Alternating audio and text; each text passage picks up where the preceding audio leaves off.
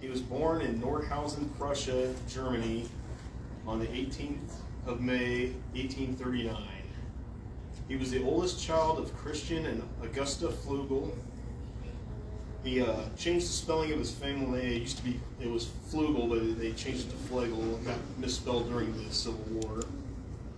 His forefathers had lived in and served that country for generations, and his father's father had fought with the army against Napoleon.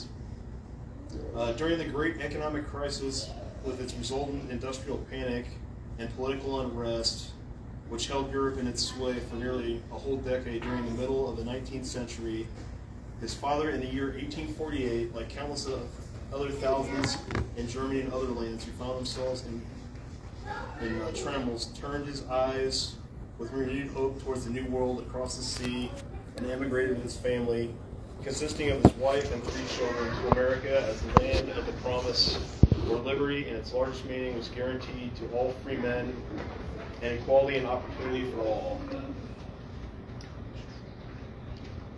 The passage was taken in a small English sailing vessel, and it took nearly 48 days to make the trip from Bremen to New York. Robert Flegel was only 9 years old. He only had 1 year of education in Germany. After landing in New York City, the family, possessed of stout hearts but with no money and few worldly possessions, first went to Utica and then Rome, New York, where the father worked for a time as a laborer on the railroad under construction there, and then he finally settled in Cincinnati, Ohio. There the father served as a butcher's assistant for a while, and Robert Flegel attended school for about 6 months, which consisted of his entire education within the walls of the schoolhouse, with the exception of the few months he spent in schools in Nordhausen.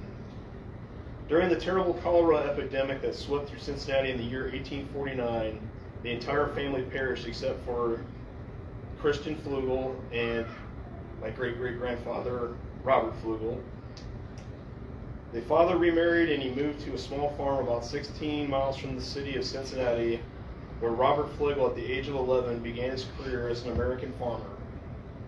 After living there for about 3 years, the father loaded his family and a few household goods he possessed into covered wagons and started the long journey overland to the fertile plains of Illinois.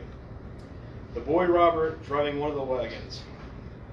The Middle West was then still a virtual wilderness, and Mr. Flegel often related that they would drive for a half a day or at times through forests or prairies vastness without seeing a single sign of human habitation.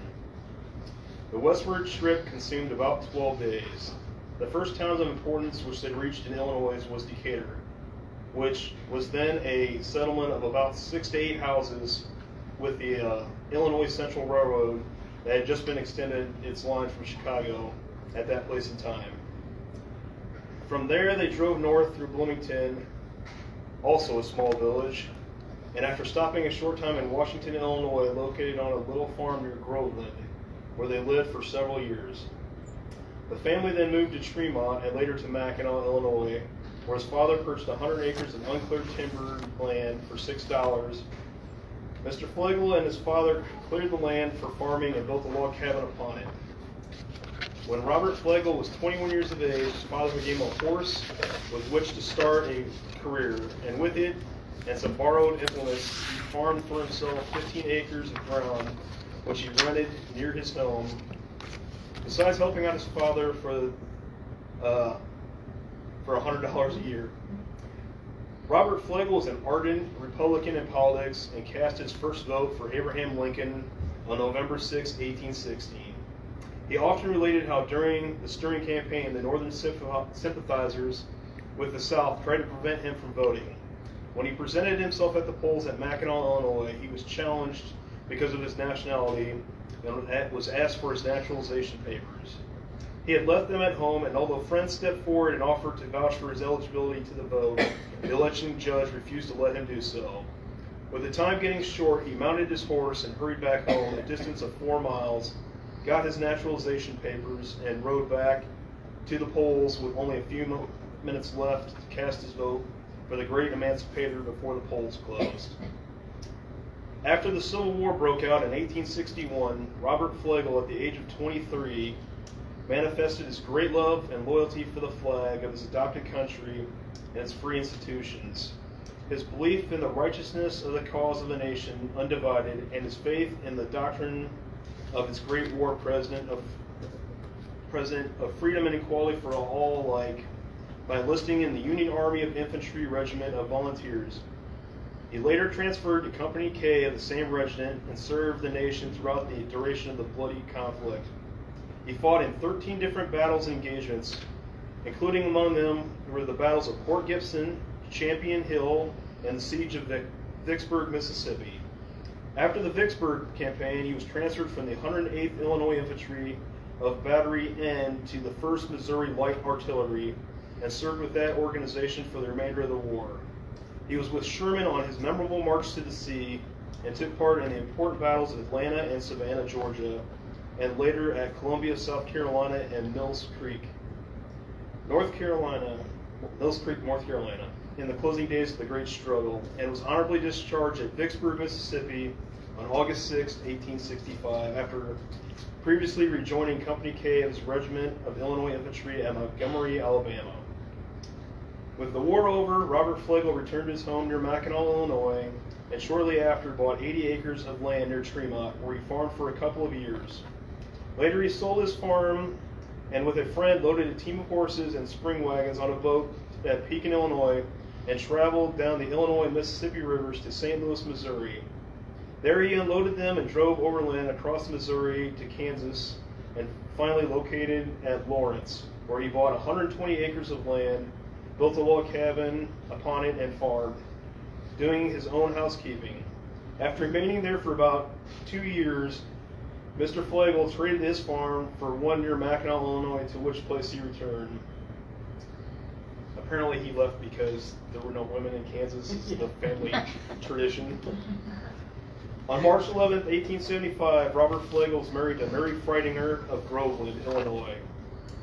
To this union, 9 children were born: Ida Dolly, Henry, Ed, Walter, Lewis, and Harry Flegel, all of Leroy; Clara Tipton of Bloomington, Illinois; Clarence of Chicago, 1 child having died in infancy. After farming at Mackinac for about 7 years, Mr. Flegel sold the farm there and moved his family, then consisting of his wife and 4 children, to his present home, 3.5 miles south of Leroy, where he had lived for the past 40-odd years. Mary Freitinger Flegel died on July 22, 1918.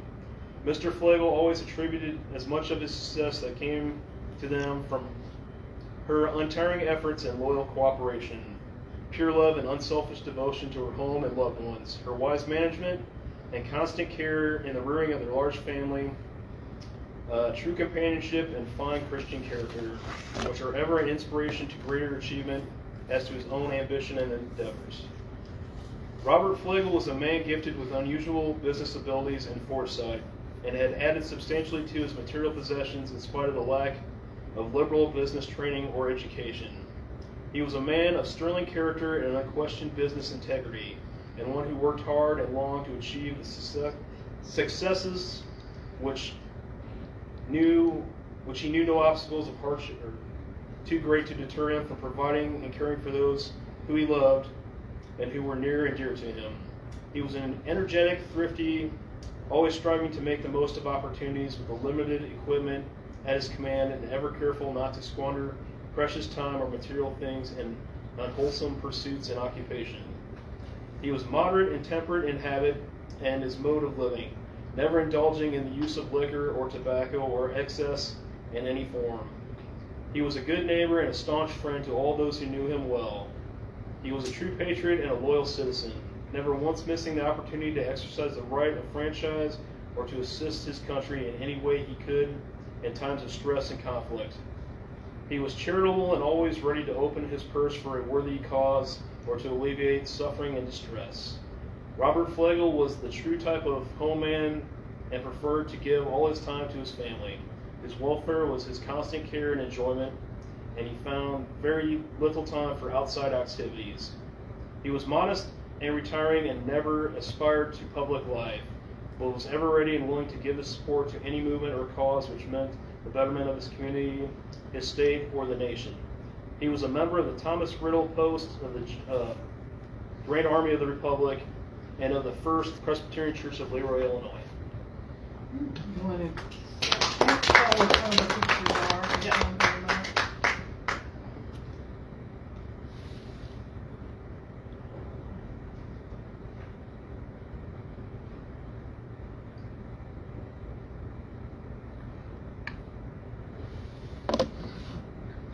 This is our family plot in Leroy. The memorial was put up in honor of his wife. And it was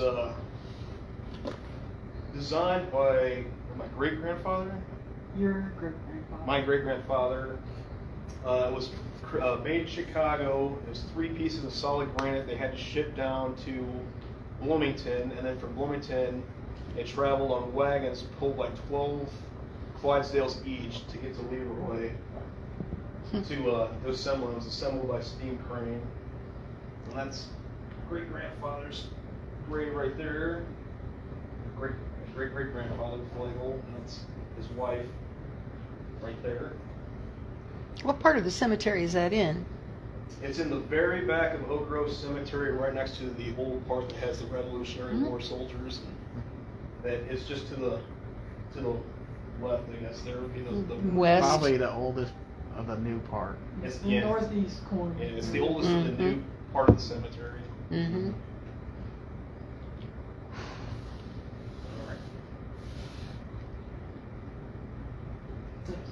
This is a copy of we still have his musket that he carried in the Civil War. Cool. And curled up in the barrel was a little piece of paper that had all his battles he wrote down, and this is just a copy that we made there of all the different battles he fought and when he fought in them. Oh, how nice. Most people don't get that I know. much information. And when we We look also at that have a list, we're like, how A did he bayonet and a piece survive? of the quilt he carried. And the uniform, don't we? No, we don't have No, the uniform. not No. his. Just a little quilt section that he also carried when he was fighting. What's the list of the battles? I mean, can you Yeah. read them off?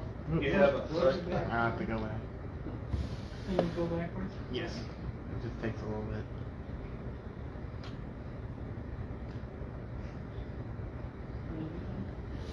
There we go. He fought in Chickasaw, Bayou, Mississippi on December 27th, 1862 to January 2nd, 1863.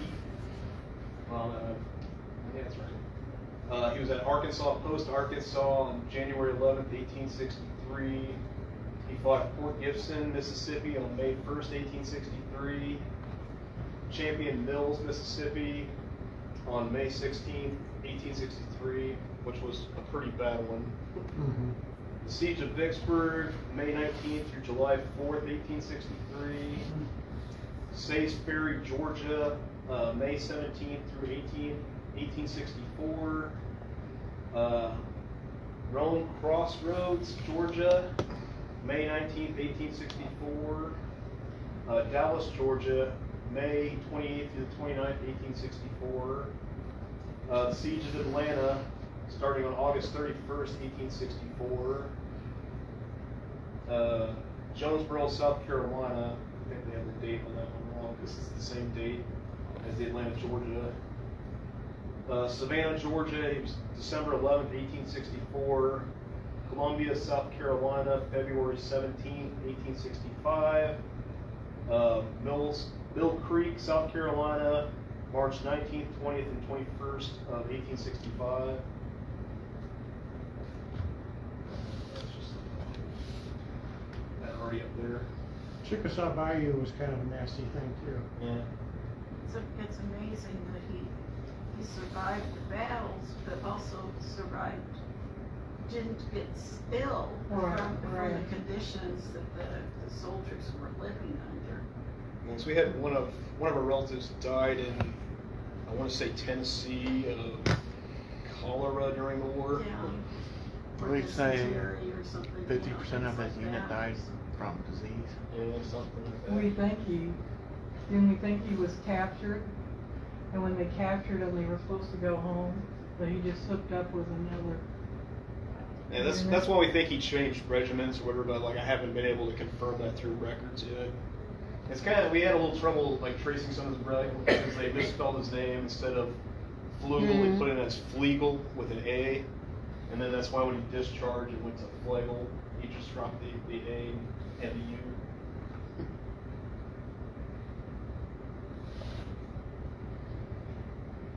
Like this is this at the farm? Yeah. Yeah, they're butchering. Where they're butchering that? Which is an occupation that I do to this day. I'm very familiar with all this.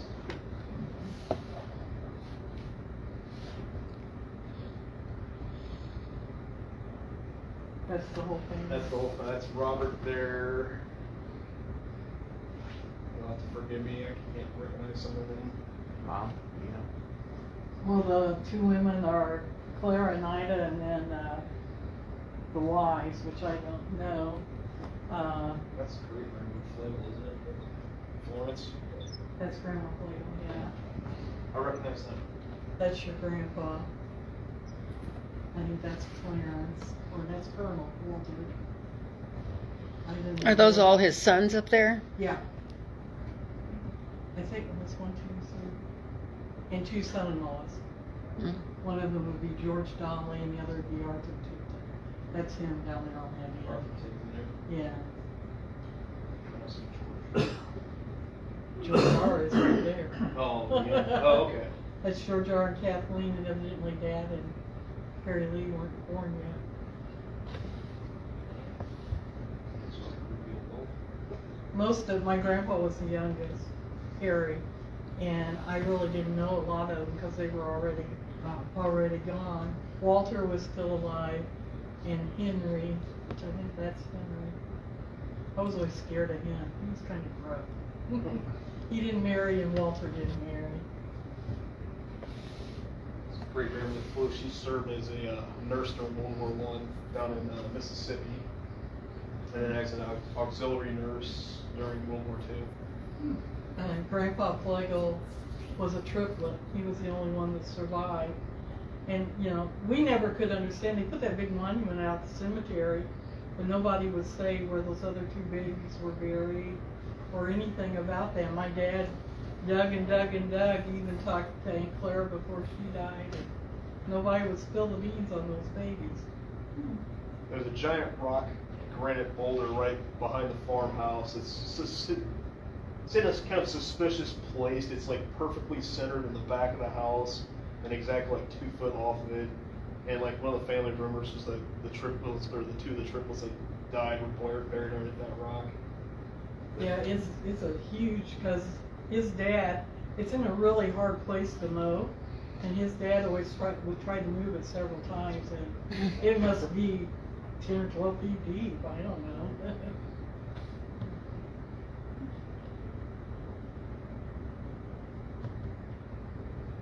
And that's the house. It still stands. John Winston moved out there. That oak tree's still there. The oak tree's still there.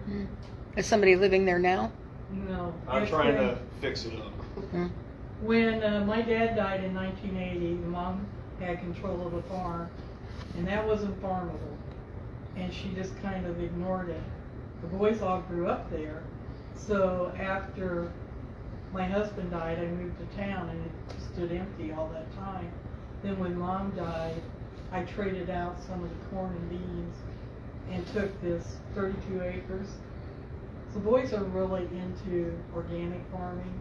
There's chemicals have been on it or anything. And they admit now that Mom and Dad weren't so mean when they made them work on the farm. It gave them a lot of character and work ethic and some of that, so they wanted that for their kids. So we play around out there. This was my room. Yeah, this That's that Leroy. Yeah. Yeah, south of Leroy. This was the door because it was before 136 was built, and the road that they got into it was on that side of the house. They built a bridge over the creek, Which is and that's how they came in. Which was, part of it was still there when we were kids. Yeah, It and was- then when 136 went in, they built a half-mile lane, and that goes out. So then they made that the front of the house. There was a pole barn over there, and they disassembled it, and then they moved it. He's got a picture of the barn. Okay. That's them putting the money on it.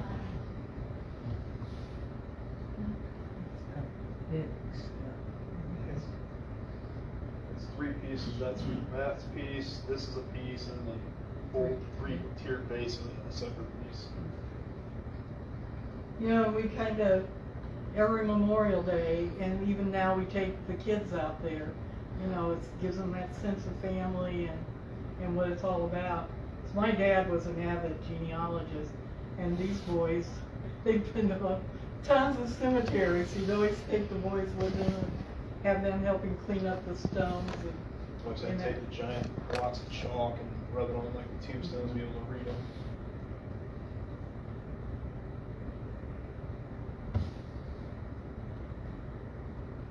We'll go. There it goes.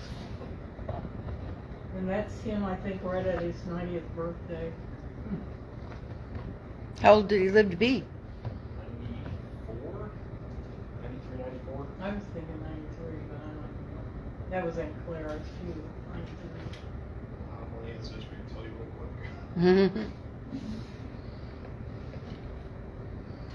What year?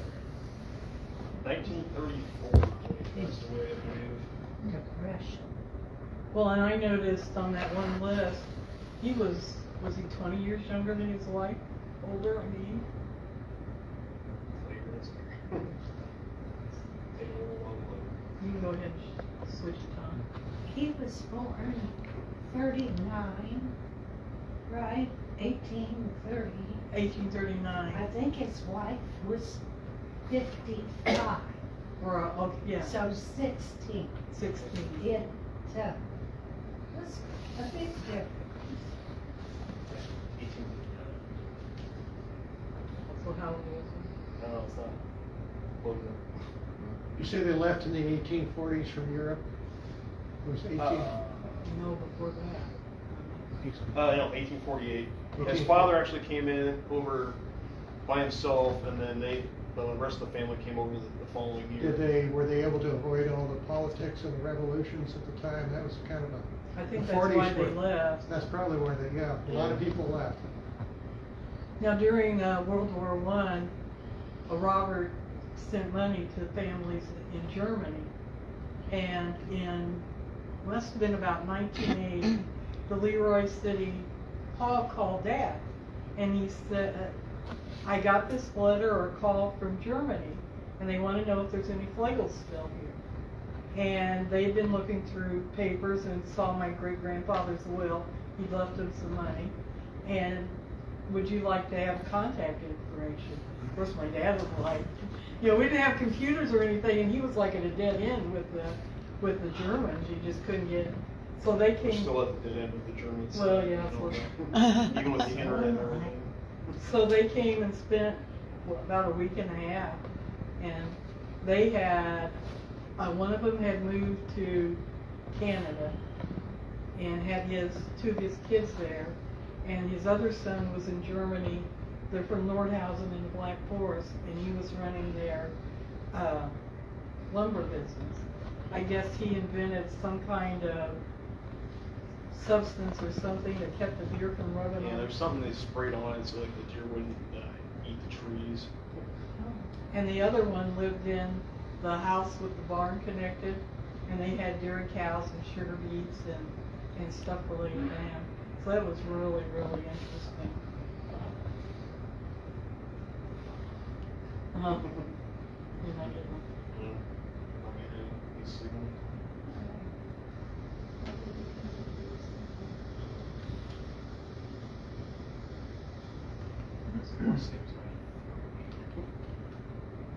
It was around then, like you said, 93 or 94. His great-grandmother was 94. Right, and Aunt Claire was 93, or like A lot of longevity in our family. That's a good thing. I mean, Grandpa lived to be 78, and he was the triplet, and I remember my grandpa because his lips were always blue, and he always carried nitroglycerin, because he had a heart defect his whole life, so. 78 was pretty good. That's the barn at my grandmother Flagel's house. That's not the one at our farm, but that's the one just down the. Where my mom and dad moved to when my grandma moved to town.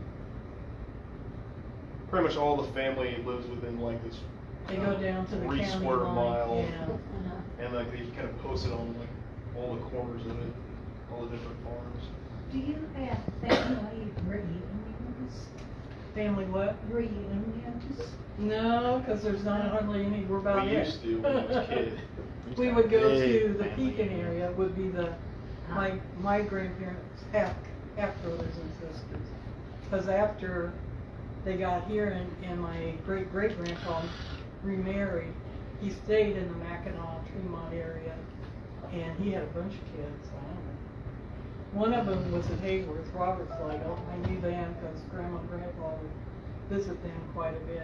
And they had reunions at the farm, but we're basically it. Here's your, on Find a Grave. Robert John Flegel died in 1930, age 91, this says, Oh, 91. according to his tombstone. I know 93 was Aunt Claire. Okay. Thanks. That's the barn on the farm. This will be walking out the front door. The barn's still there, we still use it. And actually, still to this day, right here, there's a concrete slab that has his name on it, and like the year they put the house up and everything. Cool. It would've We been- found a book in the attic, and they paid $1,300 for the house, like 2-story house.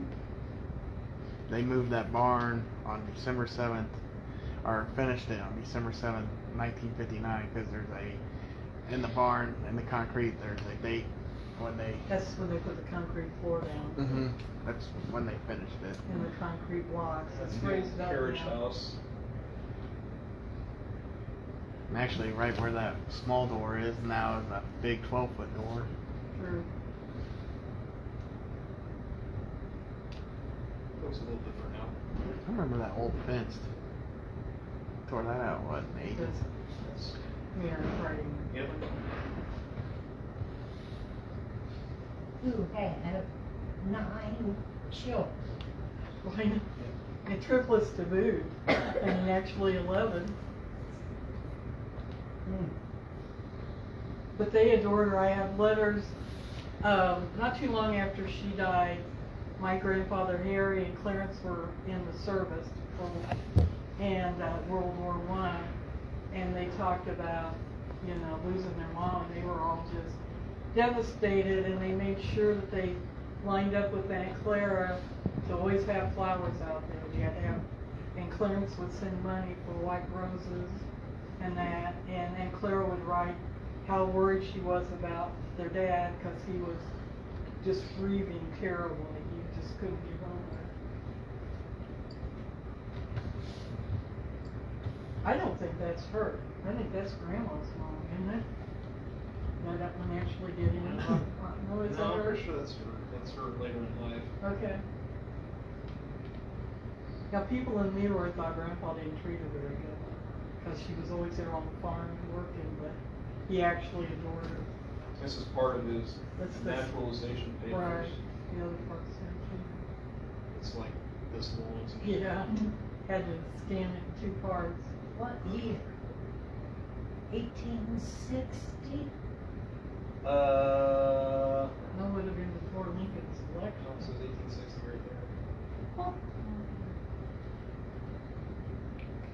But it's Turn September it to the, 7th, it looks like. Yeah, September 7th, 1860. So it would have been about a month before the election.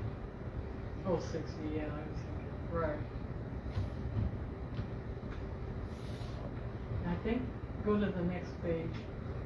I think a minister's the one that, 7th day September.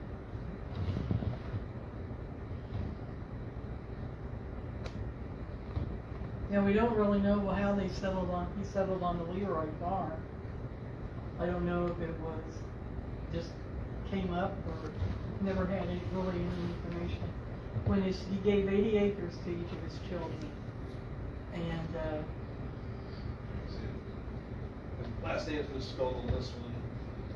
Because it would have been, when he first came over, it was Fluegel. and that one just said, "Oh, you." Yeah. And he was giving up loyalty to the King of Prussia. Yep.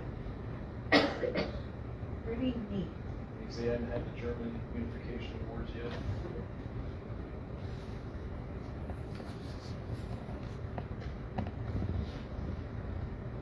And then same in the Civil War uniform. That musket is very heavy. And long. Say the 108th? Yes. What? Yeah, like the tip pistol, fucking just built and everything. So is that a rifled musket? I thought I had a picture of it on here where it told about it, but it's one of the ones that didn't through. Yeah. You have it in your I might have that stuff? information in my stuff. My Aunt Clara had it, and then her daughter, when her daughter died, country company she had, and they Should be a cleaned out rifle the house musket and because it's everything. based off of Springfield Must have went to musket. my Yeah, I can't brother. remember which model. But the Yeah, guy I that have had to that handle it all information. was really interested in it. He looked it up, got us all the information on that musket and everything. It was just some little company, I think, in Connecticut, wasn't it? Nope. No. Guns almost as tall as he He was. is, right, it is, it's really tall. And Of course, he wasn't very tall, I don't think. How tall do you think he was? He was probably my height. I'd say Yeah. probably 5'4", 5'5", somewhere around there.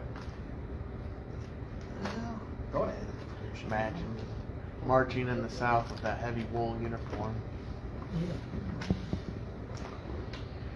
We're not, my sisters and I were talking though, if you look at those Civil War uniforms, it looks like they're all wearing the same coat. And we don't know if, was that actually his? Or did the photographer have one that they just put on everybody? I don't know. Sometimes they didn't always have, like, they would put dressier uniforms on for like for the photos. But they didn't We have always. my grandmother's cape and hat from World War I, and we have my grandpa's uniform. We didn't have, nobody had the Civil War uniform. Yeah, I don't have Of course, that. all the years of fighting it I don't might have be that beat up. It may not have lasted. Yeah, I don't have that information on me. I thought I did.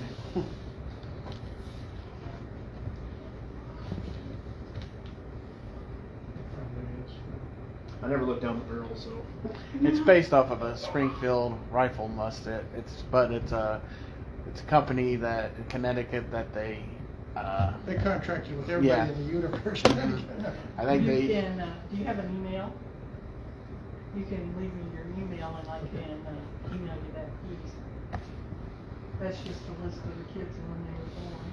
I think it was an Enfield. Was it an Enfield? No, it Or wasn't was Enfield. Springfield. It was based off of Springfield, and it was a rifle. But I can't remember what the company. It was some company out of Connecticut. There's one son, Robert, that's not listed on there. He's buried at, in like a field in a pasture in Mackinac, there's a little cemetery up there. That's probably where Christian is. We should try and go up there sometime. Actually, it might be based off of Enfield. It'd still be a rifle I musket. have no idea where it's from.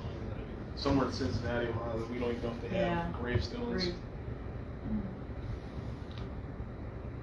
I tried to find a grave and there's no listing. I probably was a mass grave. It's one of my favorite pictures of him. He looks a lot like him when he doesn't have all his beard. It's probably when he was I think that's the 30. last picture. That's it. We had some, tried to pick out the highlights. We've got, everybody was a saver at least, and so we've got lots of pictures of letters from Germany, letters to each other. We have the original family Bible. It's printed in 1742. 1642. Do you keep it like in a special? Oh, I have it like a fire safe. Oh. Yeah. It's a It's sealed. Gutenberg, isn't it? No, it's not. No. It's already sealed in like a. It's in like a case. In a It slips case. down into Oh. a case. Nice. So, any other questions? That's an interesting family. They were always big on family. It was always a big deal to carry on the